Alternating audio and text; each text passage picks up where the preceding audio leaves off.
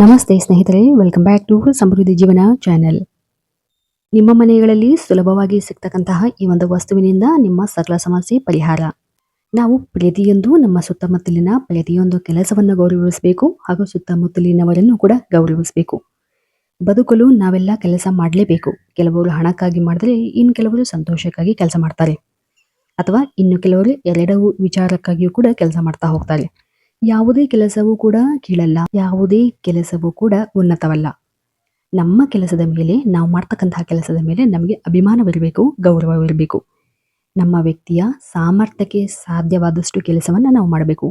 ಹಾಗೂ ಆ ಒಂದು ಕೆಲಸದಲ್ಲಿ ನಾವು ಭಗವಂತನನ್ನ ನೆನೆಸ್ಕೊಂಡು ಭಗವಂತನಿಗೆ ಸಮರ್ಪಣೆ ಮಾಡೋದ್ರಿಂದ ಆ ಒಂದು ಕೆಲಸದಲ್ಲಿ ನಾವು ಈಸಿಯಾಗಿ ಯಶಸ್ಸನ್ನು ಕಾಣಬಹುದಾಗಿದೆ. ಈ ರೀತಿಯಾದಂತಹ ಕೆಲಸ ಮಾಡುವಂತಹ ಸಮಯದಲ್ಲಿ ಅಥವಾ ನಮ್ಮ ದಿನನಿತ್ಯ ಜೀವನದಲ್ಲಿ ಕೆಲವೊಮ್ಮೆ ನಾವು ಸಂತೋಷವಾಗಿರಬೇಕು ಅಂತ ಹೇಳಿ ಏನು ಮಾಡ್ತೀವಿ, ಕೆಲವೊಂದು ತಪ್ಪುಗಳನ್ನು ಕೂಡ ಮಾಡ್ತಾ ಹೋಗ್ತೀವಿ. ಒಬ್ಬ ಮನುಷ್ಯ ಭಾವನಾತ್ಮಕ ಜೀವಿ. ಹೌದು, ಹೂವಿನಲ್ಲಿ ಸುಗಂಧ ಇರುವಂತೆ ಪ್ರತಿಯೊಬ್ಬ ಮನುಷ್ಯನಲ್ಲಿ ಭಾವನೆಗಳಿರುತ್ತೆ. ಭಾವನೆ ಇಲ್ಲದೆ ಇರ್ತಕ್ಕಂಥ ಮನುಷ್ಯರೇ ಇಲ್ಲ. ಈ ಒಂದು ಭಾವನೆ ಅಂದರೆ ಅದು ಹೆಚ್ಚಿನದಾಗಿ ಸಂತೋಷವಿರಬೇಕು, ಸಂತೋಷವನ್ನು ಅನುಭವಿಸಬೇಕು ಎಂಬ ಭಾವನೆ ಎಲ್ಲರಲ್ಲೂ ಸಾಮಾನ್ಯವಾಗಿ ಇದ್ದೇ ಇರುತ್ತೆ, ಹೌದಲ್ವಾ?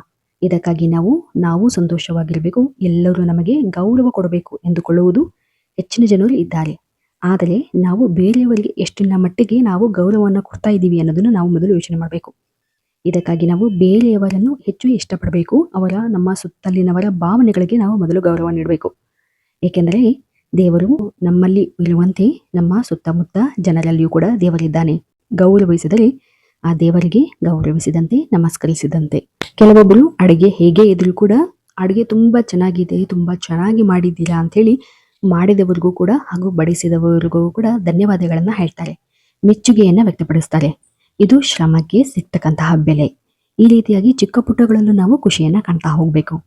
ಜೀವನದಲ್ಲಿ ಮನುಷ್ಯರ ನಡುವೆ ಸಂಬಂಧಗಳು, ಪ್ರೀತಿ ಹೆಚ್ಚಾಗ್ತಾ ಹೋಗ್ಬೇಕು. ಇದರಿಂದ ಸಾಮಾನ್ಯವಾಗಿ ನಾವು ಭಗವಂತನ ಪ್ರೀತಿಯನ್ನ ಹಾಗೂ ಭಗವಂತನ ಅನುಗ್ರಹವನ್ನ ಕಾಣಬಹುದಾಗಿದೆ. ಇನ್ನು ಸಾಮಾನ್ಯವಾಗಿ ನಮ್ಮ ಮನೆಗಳಲ್ಲಿ ಉಪ್ಪನ್ನು ಎಲ್ಲ ರೀತಿಯಿಂದಲೂ, ಅಂದರೆ ಆರೋಗ್ಯಕ್ಕಾಗಿ ಹಾಗೂ ಜ್ಯೋತಿಷ್ಯ ಶಾಸ್ತ್ರ ಹಾಗೂ ವಾಸ್ತುಶಾಸ್ತ್ರದಲ್ಲಿ ಕೂಡ ಅಗಾಧವಾಗಿ ಬಳಸಲಾಗ್ತದೆ. ಇದು ಒಂದು ಅತ್ಯಂತ ಸರಳವಾಗಿ ಬಳಸುವುದರ ಮೂಲಕ ಪರಿಣಾಮಕಾರಿಯಾಗಿ ರಿಸಲ್ಟ್ ಅನ್ನು ಪಡೆಯಬಹುದು. ಉಪ್ಪು ಮಹಾಲಕ್ಷ್ಮೀ ದೇವಿಗೆ ಸಂಬಂಧಪಟ್ಟಿದ್ದು ಹಾಗೂ ಅಗಾಧವಾಗಿ ಮನಃಶಾಂತಿ, ಸಂಪತ್ತು ಮತ್ತು ಹಣದ ಆಕರ್ಷಣೆಯ ಒಂದು ಭಾಗವಾಗಿದೆ.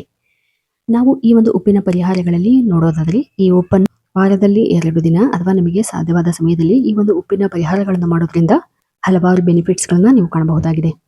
ಮೊದಲನೆಯದಾಗಿ, ಪ್ರತಿನಿತ್ಯ ದೇವರ ಮನೆ ಒರೆಸುವಾಗ ಹಾಗೂ ಪ್ರತಿ ಹುಣ್ಣಿಮೆ ಅಮಾವಾಸ್ಯೆಗಳಲ್ಲಿ ಆದರೂ ಕೂಡ ನೀರಿಗೆ ಸ್ವಲ್ಪ ಉಪ್ಪನ್ನು ಹಾಕಿ ಒರೆಸುವುದರಿಂದ ಮನೆಯಲ್ಲಿನ ನಕಾರಾತ್ಮಕತೆ ತೆಗೆದುಹಾಕಿ ಪಾಸಿಟಿವ್ ವಾತಾವರಣ ಉಂಟಾಗ್ತಾ ಹೋಗುತ್ತೆ. ಇದು ಸಾಮಾನ್ಯವಾಗಿ ಎಲ್ಲರಿಗೂ ಗೊತ್ತಿರ್ತಕ್ಕಂತಹ ಒಂದು ವಿಚಾರ. ನಂತರ ನೋಡೋದಾದ್ರೆ, ಹಣದ ಅಡಚಣೆ ಅಥವಾ ನಿರಂತರ ಧನ ಆಗಮನಕ್ಕೆ ನಿಮ್ಮ ಮನೆಯ ನೈಋತ್ಯ ಮೂಲೆಯಲ್ಲಿ ಒಂದು ದಿಕ್ಕಿನಲ್ಲಿ ಒಂದು ಗ್ಲಾಸಿನಲ್ಲಿ ನೀರು ಮತ್ತು ಉಪ್ಪನ್ನು ಹಾಕಿ ಆ ಒಂದು ಜಾಗದಲ್ಲಿ ಇಡಬೇಕಾಗತ್ತೆ. ನೀರು ಖಾಲಿಯಾದಾಗ ಮತ್ತೆ ತುಂಬಿಸಿ ಇಡಬಹುದು. ನಂತರ ನಿಮ್ಮ ಒಂದು ಬಾತ್ರೂಮ್ಗಳಲ್ಲೂ ಕೂಡ ಈ ಒಂದು ಗ್ಲಾಸ್ ಬೌಲಿನಲ್ಲಿ ಉಪ್ಪನ್ನು ತುಂಬಿಸಿ ಇಡೋದ್ರಿಂದಲೂ ಕೂಡ ನೀವು ಉತ್ತಮವಾದಂತಹ ಒಂದು ರಿಸಲ್ಟ್ ಅನ್ನು ಪಡೆಯಬಹುದಾಗಿದೆ. ಇದನ್ನು ಪ್ರತಿ 15 ದಿನಗಳಿಗೊಮ್ಮೆ ಬದಲಾಯಿಸಿದರೆ ಸಾಕು. ಈ ರೀತಿಯಾಗಿ ನೀವು ಉಪ್ಪನ್ನು ಹಾಕಿಡೋದ್ರಿಂದ ಕೆಟ್ಟ ದೃಷ್ಟಿ ಕಡಿಮೆ ಮಾಡ್ತಾ ಹೋಗುತ್ತೆ ಹಾಗೂ ಆದಾಯದ ಮೂಲಗಳನ್ನು ಹೆಚ್ಚಿಸುತ್ತೆ. ನಂತರ ನಿಮ್ಮ ಮನೆಯಲ್ಲಿ ಯಾರಿಗಾದರೂ ದೃಷ್ಟಿಯಾಗಿದ್ರೆ, ಸಾಮಾನ್ಯವಾಗಿ ಇವಾಗಿನ ಕಾಲದಲ್ಲಿ ಎಲ್ಲರಿಗೂ ಆಗ್ತಾ ಇರತ್ತೆ, ಇಂತಹ ಸಮಯದಲ್ಲಿ ಮನಸ್ಸಿಗೆ ಕಿರಿಕಿರಿ ಆಗ್ತಾ ಇರತ್ತೆ. ಸ್ವಲ್ಪ ಉಪ್ಪನ್ನು ಹಿಡಿದು ಆ ಒಂದು ವ್ಯಕ್ತಿಯ ತಲೆಯ ಮೇಲೆ 7 ಸಾರಿ ಸುತ್ತಿ ಅದನ್ನು ಹರಿಯುವ ನೀರು, ಸಾಧ್ಯವಾಗಿಲ್ಲ ಅನ್ನೋದಾದರೆ ನಿಮ್ಮ ಮನೆಯ ಒಂದು ವಾಶ್ ಬೇಸಿನ್ ಸಿಂಕ್ ನಲ್ಲಿ ಈ ಒಂದು ಉಪ್ಪನ್ನು ಹಾಕ್ಬಿಟ್ಟು ನೀರನ್ನು ಹಾಕೋದ್ರಿಂದ ಎಲ್ಲ ನೆಗೆಟಿವಿಟಿ ದೂರವಾಗ್ತಾ ಹೋಗುತ್ತೆ.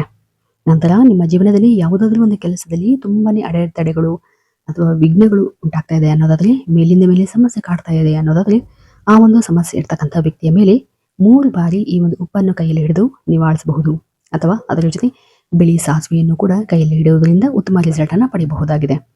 ಇದನ್ನು ಸಂಜೆಯ ಸಮಯದಲ್ಲಿ ಮಾಡಿ ನಂತರ ನಿಮ್ಮ ಮನೆಯ ಹೊರಗಡೆ ಎಸೆಯೋದ್ರಿಂದ, ನಿಮ್ಮ ಮನೆಯ ಒಂದು ವಾಶ್ರೂಮ್ ನಲ್ಲಿಯೂ ಕೂಡ ಎಸೆಯೋದ್ರಿಂದ ಈ ಒಂದು ಉತ್ತಮವಾದಂತಹ ಬದಲಾವಣೆಯನ್ನು ಕಾಣಬಹುದಾಗಿದೆ.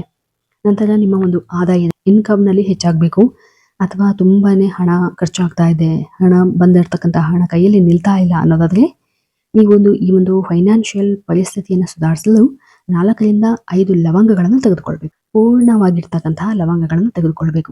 ನಂತರ ಇದನ್ನ ಒಂದು ಬಟ್ಟಲಿನಲ್ಲಿ, ಅಂದ್ರೆ ಒಂದು ಗಾಜಿನ ಬಟ್ಟಲ್ ಅನ್ನೋದು, ಆ ಒಂದು ಬಟ್ಟಲಿನಲ್ಲಿ ಈ ಒಂದು 4 ರಿಂದ 5 ಲವಂಗಗಳನ್ನು ಹಾಕಿ ನಿಮ್ಮ ಮನೆಯ ಯಾವುದಾದರೂ ಒಂದು ಜಾಗದಲ್ಲಿ ಇಡಬೇಕು. ಅಂದ್ರೆ ಒಂದು ಎತ್ತರದ ಸ್ಥಾನದಲ್ಲಿ ಇಡಬೇಕು.